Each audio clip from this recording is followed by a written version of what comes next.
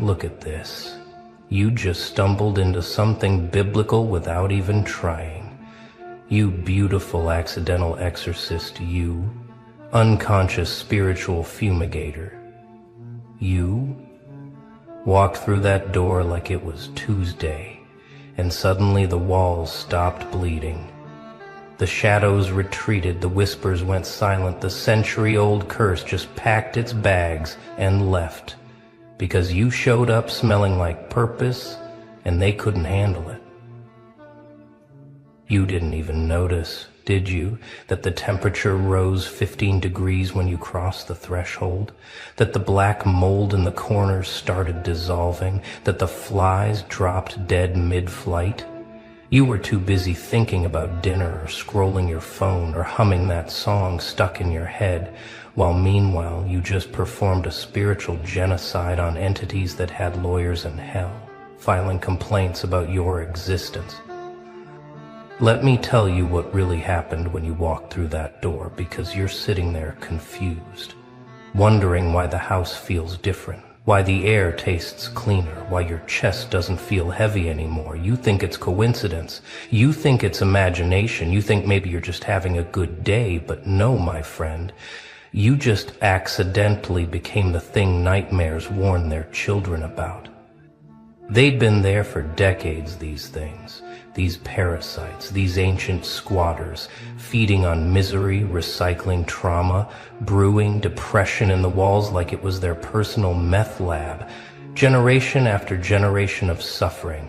And then you showed up, radiating something they couldn't metabolize, something that burned their tongues when they tried to taste your energy, something that made them realize they'd rather dissolve than deal with whatever the hell you are. You want to know why they ran, why they scattered like roaches when the light hits? Why 100 years of darkness just said nope and evacuated? Because you're not normal. You're not regular. You're not one of the sleepwalkers they usually feast on. You're something else entirely. Something they don't have protocols for. Something their training didn't cover. See, most people walk into haunted spaces and they negotiate, they compromise, they coexist with the darkness. They learn to live with the weight. But you didn't even acknowledge them. You walked in like you owned the deed to reality itself, and they felt it. That unshakable certainty, that unconscious authority that makes demons check their contracts twice. They tried to read you when you first entered, tried to scan your fears, your traumas, your weak points.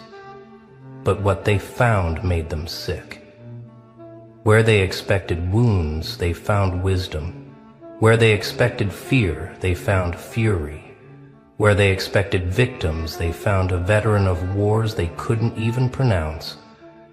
And suddenly they understood. They weren't the predators anymore. You've been through hell, haven't you? Real hell. Not this theatrical haunting bullshit, but actual soul-destroying, reality-bending, identity-shattering hell. You've had your heart ripped out by humans who smiled while they did it. You've been betrayed by blood. You've been abandoned in your darkest hour, and you've survived all of it, which makes you infinitely more terrifying than any ghost story. That's why when you walked in humming that stupid song, not even paying attention, something shifted in the spiritual ecosystem. You weren't trying to cleanse anything. You weren't praying. You weren't burning sage. You were just existing at full capacity, and that was enough. That was more than enough. That was catastrophic for anything feeding on weakness. Because here's what nobody tells you about demons, about entities, about these parasitic presences. They're not actually powerful. They're just persistent. They're emotional vampires, spiritual leeches, metaphysical mosquitoes. And they survive on one thing only, the gap between who you are and who you think you are. But you close that gap without even knowing it. You integrated your shadow while making breakfast. You alchemized your trauma during your commute. You transformed your pain into power so gradually, so naturally that you didn't even notice. You'd become untouchable.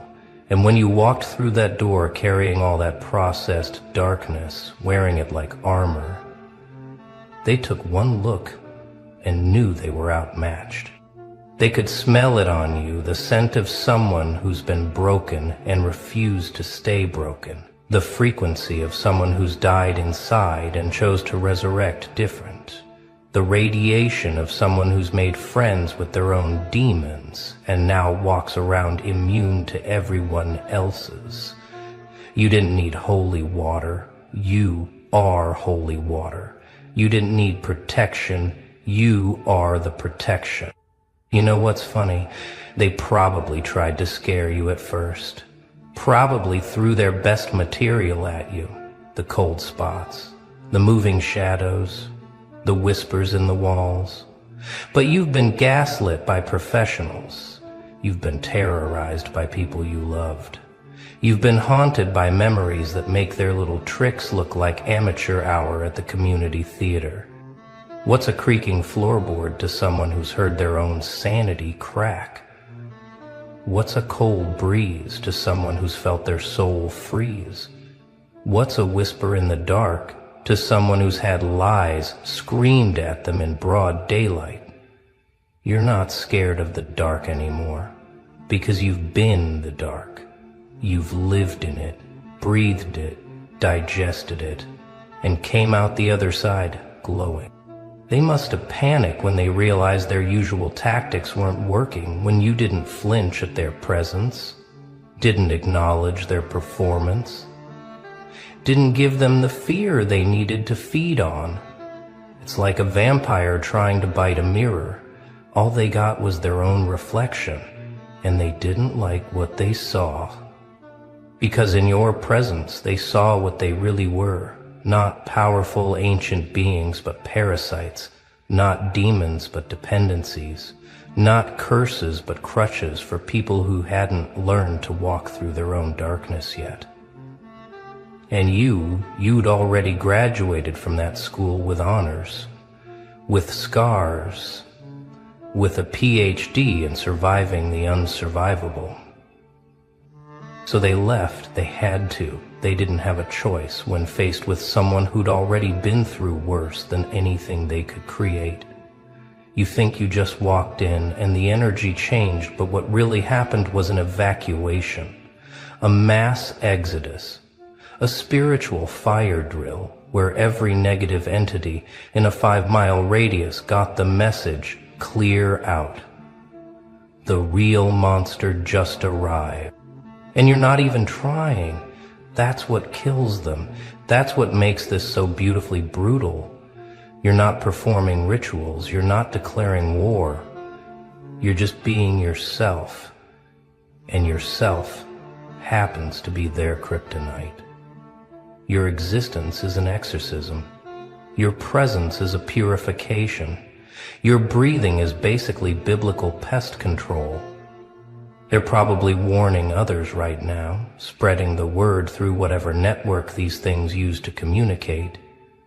Don't go near that one. They're saying that one's different. That one's dangerous. That one doesn't play by the rules. We understand that one walks around leaking light like a broken nuclear reactor. And we can't process that kind of energy. You've become a no-fly zone for darkness, a restricted area for entities, a quarantine zone for anything that feeds on suffering, not because you're pure, not because you're perfect, but because you're processed. You've been through the machine and came out refined, distilled, concentrated into something they can't digest. Let me explain what you actually are, because you're still sitting there thinking this is coincidence, thinking maybe the house just needed air, thinking maybe you're imagining the change. No, you're a walking disruption field, a living virus in their operating system, a glitch in the matrix of misery they've been maintaining for generations. You know how some people are described as having an old soul? Well, you've got a war veteran soul, a soul that's seen too much, survived too much, transcended too much to be affected by parlor tricks and amateur hauntings. You're like showing up to a water gun fight with battlefield experience.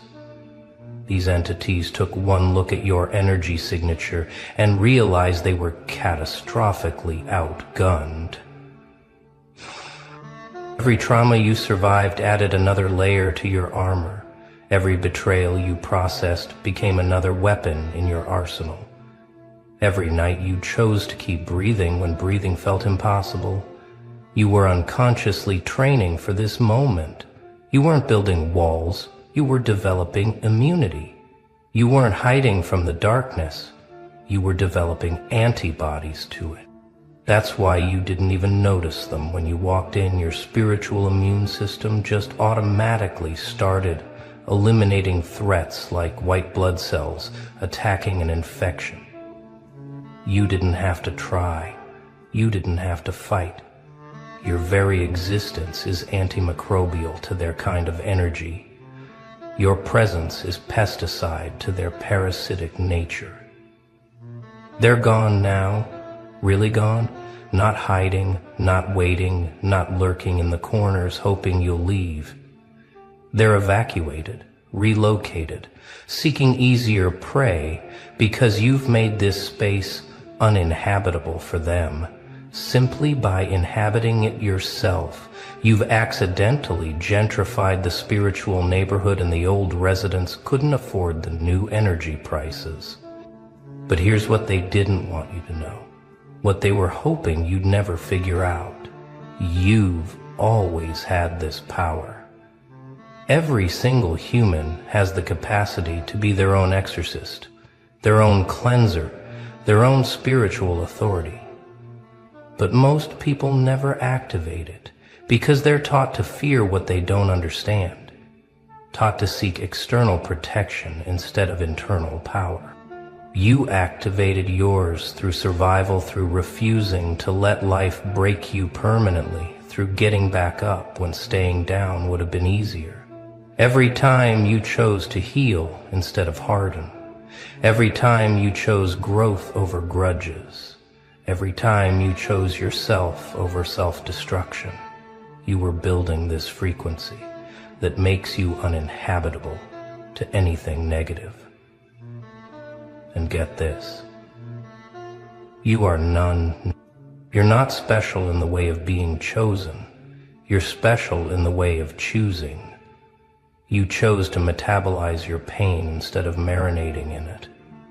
You chose to transform instead of transferring your trauma. You chose to become the solution instead of perpetuating the problem. And that choice, that series of choices, made you into something entities run from. You want to know what specific frequency you're emitting that makes them scatter like this? It's the frequency of someone who's already been through hell and didn't let it make them hellish. It's the vibration of redemption without revenge, of power without cruelty, of strength without brutality. And that particular combination is like nails on a chalkboard to anything that feeds on suffering. Because suffering is their food source, their fuel, their entire economic system, and you've become someone who doesn't produce it anymore. Oh, you still feel pain, you still experience difficulty, but you don't suffer. You don't marinate, you don't ferment in your troubles. You process them like a factory processes raw materials into something useful. You've become emotionally renewable, spiritually sustainable, psychologically biodegradable. Your pain doesn't stick around long enough to attract feeders. Your trauma doesn't fester long enough to become food. Your darkness doesn't stagnate long enough to become a breeding ground. and that makes you absolutely useless to them. More than useless, actually, you're actively hostile to their existence because you prove it's possible to transform. You demonstrate that their food source isn't guaranteed. You show others that pain doesn't have to equal suffering, that trauma doesn't have to equal permanent damage, that darkness doesn't have to equal residency for demons. So now you're standing in this space that feels different, feels lighter, feels like someone opened windows that were painted shut for decades. The air moves differently. The shadows fall normally. The silence isn't heavy anymore. It's just quiet. And you did all that just by being too processed to process. You reclaimed this space without even knowing it was lost. You lifted a curse you didn't know existed. You broke chains you couldn't see. You evicted tenants you never knew were there. And the beautiful, terrifying truth is, you could do this anywhere you go because you've become a walking safe zone, a mobile sanctuary, a portable purification system. This is why certain people feel better just being around you, why some spaces feel different after you've been there, why problems seem to resolve themselves in your presence. You're not healing them, you're just showing them what healed looks like. You're not fighting their demons, you're just demonstrating what it looks like when demons become irrelevant. You've accidentally become what ancient texts described but couldn't explain, what religions tried to ritualize but couldn't replicate, what mystics sought but couldn't sustain. You're just a human who processed their shit so thoroughly that unprocessed shit can't exist in your presence. You're walking therapy for the atmosphere. You're accidental alchemy for any space you enter. The entities that fled when you arrived, they're not coming back. They can't.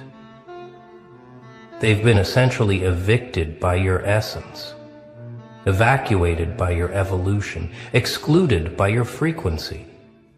You've made this space uninhabitable for anything that requires darkness to survive because you brought in a kind of light that doesn't turn off. Not the blinding light of forced positivity, not the harsh light of denial, not the fake light of spiritual bypassing, but the steady light of someone who's integrated their shadow. You glow differently when you've digested your own darkness, when you've composted your own pain, when you've recycled your own trauma into growth. That's the light they couldn't handle, the light that knows the dark intimately, but chose not to live there, the light that's been through the underworld and came back with souvenirs, the light that doesn't fear shadows because it's made friends with its own. You're not bright, you're balanced, and balance is the one thing chaos can't survive around. You've become the thing that things that go bump in the night warn each other about. You're the cautionary tale in their community, the reason they check addresses twice. Now the new protocol in their haunting handbook that says, abort mission if the target has processed their trauma. Because processed trauma is poison to parasites. From now on, you're going to notice this happening more often. Spaces clearing when you enter. Problems dissolving when you engage people. Feeling better after talking to you, even when you didn't try to help. You've become accidentally therapeutic, involuntarily, cleansing, unconsciously healing, just by existing at this frequency. You can't turn it off either. That's the thing about becoming authentic. You can't go back to performing. You can't return to pretending. You can't squeeze back into the box of who you used to be. You're stuck being this powerful, stuck being this clear, stuck being this inadvertently purifying to everything around you. Some people are going to avoid you now, not consciously, but instinctively, the same way those entities fled. People who are committed to their suffering, who are married to their misery, who are feeding their own demons, they're going to feel uncomfortable around you because your presence asks questions their demons don't want answered. But others are going to gravitate toward you like moths to flame, not because you're trying to attract them, but because you're emitting something they need. You've become a lighthouse for people ready to process their own darkness, a beacon for those ready to evict their own demons, a signal that says transformation is possible because look, I did it without even trying. You mastered something without meaning to, something most people spend lifetimes trying to learn in ashrams and temples and retreats. You learned how to be so thoroughly yourself that nothing false can survive in your presence. You learned how to be so integrated that fragmented energies disintegrate around you. Last and ridiculous, death thickened grudgingly. Death broke. Death. You had to indulge. You didn't study this, didn't practice this, didn't even believe in this, but you became this through the simple act of refusing to let life make you less than you are. Every time you chose growth over comfort, every time you chose truth over ease, every time you chose healing over hiding, you were building this immunity to darkness. Now you walk around accidentally blessing everything you touch, unconsciously consecrating every space you enter, involuntarily, sanctifying every situation you engage with. You've become holy water in human form, not because you're pure, but because you're processed, not because you're perfect, but because you're integrated. The demons that fled when you walked in, they're telling stories about you now, warning others, describing the human who walked in humming and destroyed a century of careful cultivation without even noticing. You've become a legend in their world, the accidental exorcist, the unconscious cleanser, the one who purges without trying. This is your legacy now, not what you build or achieve or accumulate, but the spaces you clean just by entering them, the energy you shift just by being present, the healing you cause just by existing. You're leaving a trail of purified spaces behind you, like breadcrumbs of light in a forest of darkness. Every room you've been in is a little bit cleaner. Every person you've met is a little bit clearer. Every situation you've touched is a little bit lighter. You're not doing this on purpose. You're just leaking light wherever you go, bleeding brightness into the world, shedding sanctity like dead skin cells. Years from now, people are going to wonder why certain spaces feel different, why certain homes have that energy, why certain places feel protected. They won't know it was you who walked through once. Maybe stayed for coffee, maybe just passed by the window, but left behind an energy signature that makes darkness think twice. You're writing history in frequencies instead of words, leaving legacies in vibrations. Instead of monuments, building cathedrals out of cleared energy instead of stone. You're the reason some spaces never get haunted again. The reason some darkness never returns. The reason some demons add addresses to their do not disturb list.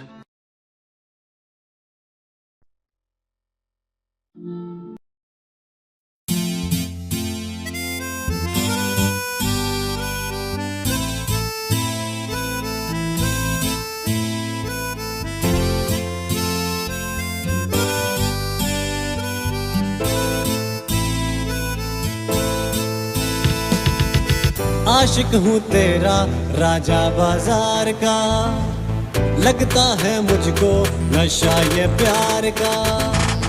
आशिक हूँ तेरा राजा बाजार का, लगता है मुझको नशा ये प्यार का।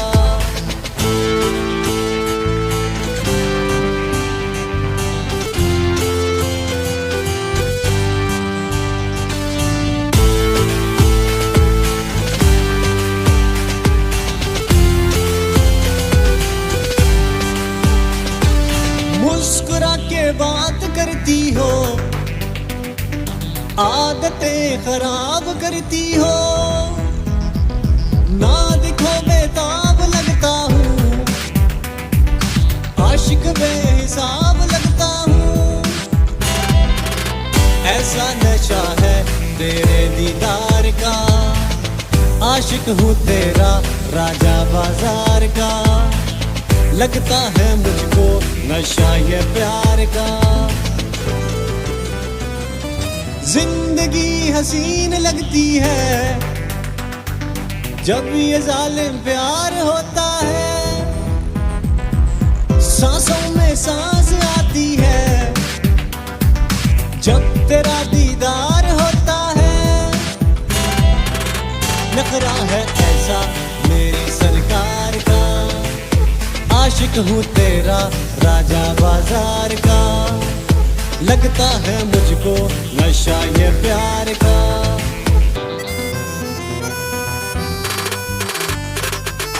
नखरा इसका टॉप पर आती है टिकटॉक पर, नैनो से है नैन मिलाती, लड़कों के है दिल जलाती, पिंडी में है चर्चा इसका, नीरा जितना खर्चा इसका। मैंने बोला इसको मेट्रो में बिठाऊंगा, कैपिटल ले जाऊंगा, F7 भी घुमाऊंगा, मोनाल भी दिखाऊंगा, सेंटोरस भी ले जाऊंगा। आशिक हूँ तेरा राजा बाजार का, लगता है मुझको नशा ये प्यार का।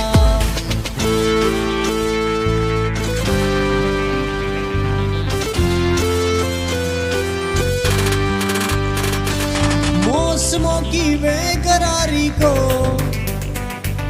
आजमा के जान जाओगी, हिज्र की आजमाइश में एक दिन पहचान जाओगी। कहना है मेरे दिल बेकरार का, आशिक हूँ तेरा राजा बाजार का, लगता है मुझको नशा ये प्यार।